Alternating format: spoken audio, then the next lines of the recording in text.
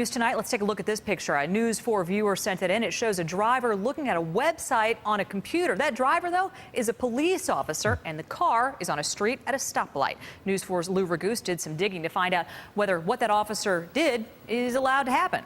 Well, Diana, this isn't the first time we've received a question like this from a viewer, but now we have a photograph that appears to show an officer browsing the web. And the viewer believes it's a case of distracted driving. Law enforcement agencies across New York State are making it a point to catch distracted drivers. Texting while driving laws have stiffer penalties, and the number of tickets issued has shot up. In the meantime, some drivers want to make sure police officers don't get a free pass. There should be some type of watchdog observing them, to make sure they're not doing the things we're not allowed to do. Adam deals with police officers in his job, so he asked us not to use his full name. He was stopped at a red light this week next to what he says was a police officer distracted by his laptop computer.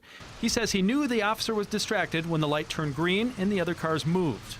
And he was still sitting at the light looking at the computer, not even knowing that the light had changed. Zoom in on the photo Adam snapped, and it appears the officer is looking at EW.com. EW.com is the website for the magazine Entertainment Weekly. It features news and reviews of television, movies, and music. Can you think of any reason why an officer should be on Entertainment Weekly? Unless he's looking to arrest Jennifer Lopez for something, no.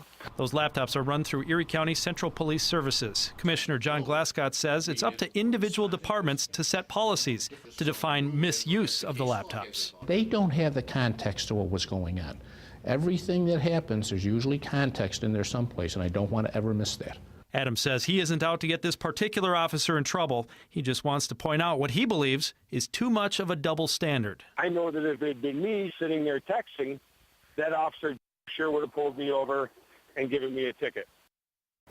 So again, those laptops have access to the World Wide Web, and it's up to each individual department to create policies and procedures. Okay, Lou, I got to tell you, when I see a police officer on the street, usually I'm trying to avoid eye contact. Right. But what if we do see something, an officer doing something that we think is questionable? Well, today I was told that they could take a photo like the one we showed in the story here to that particular police station, and then they would go through internal affairs to investigate, like we mentioned in the story, the context surrounding the complaint. Absolutely. Thank you, Lou. Thanks.